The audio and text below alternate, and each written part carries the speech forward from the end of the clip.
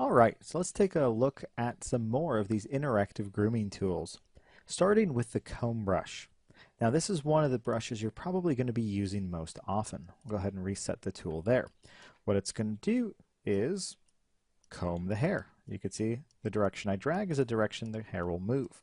Now you will notice that it can accidentally kind of push into the mesh. There's a very easy way to fix that. We'll just turn on here, collide with meshes, and you can see then it's no longer an issue. And you can see how easy it is to come in and begin combing these hairs. Now they are a bit short right now, and of course they're kind of all over the head, but you could see that you could create a hairstyle much easier than almost any other tool we've had inside of Maya so far. In fact, let's go ahead and quickly take a look at our next tool, the grab brush, to maybe increase some of this length so we can work with this comb brush a little bit more. So the grab brush, go ahead and select it there, is going to be similar to the grab tool, the move tool that you've maybe seen in softwares like ZBrush. You can see here if I increase the size, I can grab and kind of shift the hairs around. So it's also a nice way to style. You can see I kind of shift stuff over very easily. Turn on collide mesh so it doesn't quite get stuck in there as easily. There we go. You will notice it's not increasing the length though.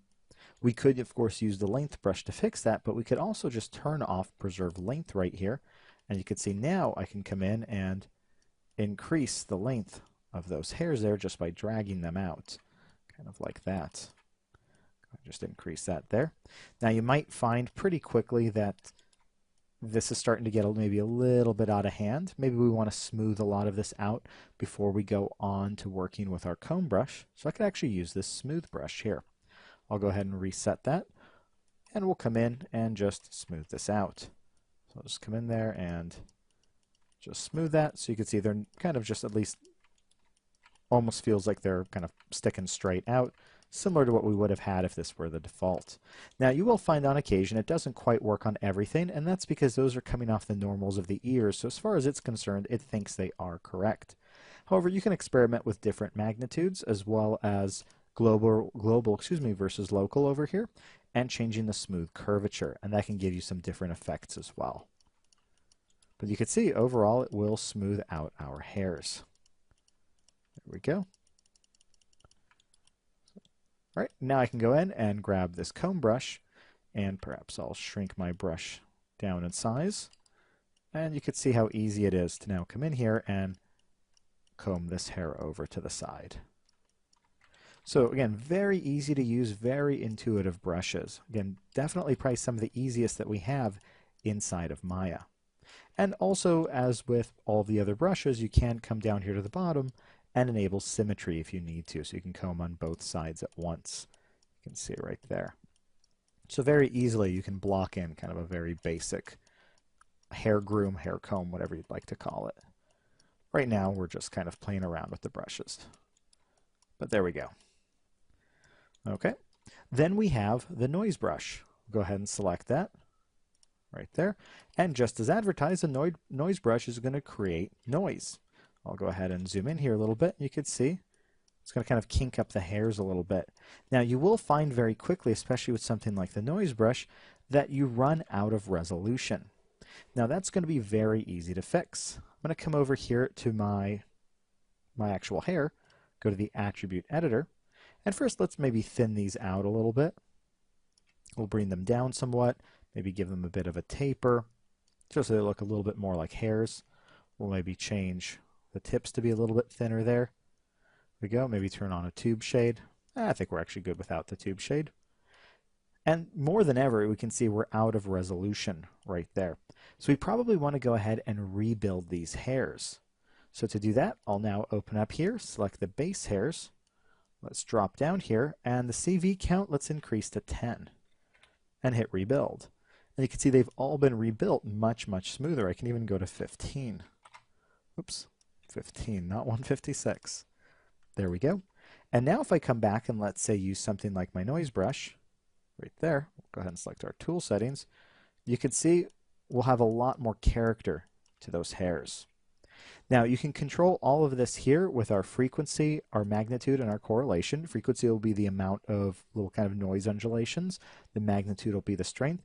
And the correlation will be how much the surrounding hairs match. We can also preserve the length if you want to. I'm going to go ahead and drop my magnitude but increase my frequency, and you can see that'll give me these very kind of small waves, kind of what you expect from noise inside of the hair. So you can see right there. Very easy to do. And of course I could always come back here to my base as well and go to the attribute editor. Let's go ahead and increase the density. I'm going to go ahead and take my density to 2. And you can see I now have twice, or let's say even 4 times as many hairs, and they're all still matching. And that's because this interpolate is on right over here. Go. So we do have some other settings here as well, or excuse me, tools. We have the clump brush. I'll go ahead and select that. Let's go to our tool settings over here and reset. And what the clump brush is going to do is clump the hairs. So you can see as I kind of click there, whoops, like they're clumping into the mesh. So we'll go ahead and undo that. And let's turn on collide with mesh. There we go. And you can see it'll pull towards that center point. I'll go ahead and undo and maybe get a slightly smaller brush. And there we go. You can see I'm now clumping to that point. I can clump. Oops. Sometimes you have to make sure you kind of get it at the right angle. There we go. We'll clump to that point, and you can see how I can create those hair clumps. Again, a little bit iffy right over there, so we'll just come down over here. Sometimes you have to just kind of play with the angle of your camera there, and you can see they'll clump pretty well. Now, right now we're in floating mode, which means as I drag, it's going to continue to clump along that cursor. I could also use locked mode here, and no matter where I drag, it's going to clump to that center point right there. So that's our clump brush. You can also preserve the length, and you can see we can also work with things such as clump scale, which will allow us to make the clumps more pronounced or less pronounced. So we also have over here our part brush. Go ahead and select the part brush. And we'll come around to the back here. I'll make sure you reset that. And you can see it's going to create a part in the hair. I'm going to go ahead and increase that strength just a little bit to make that a little bit more pronounced. And you can see it's going to basically split along the sides of the cursor to create a look like there's, again, a part in the hair or in the fur. So you can see, pretty easy to do. So we also have the freeze brush. The freeze brush, let me go ahead and grab right here, will freeze certain areas. Let me actually select my option box and we'll just reset there. There we go. So if I paint over here, those areas are now frozen. So if I were to, let's say, go ahead and grab the comb, you can see that it will not affect the areas that are frozen.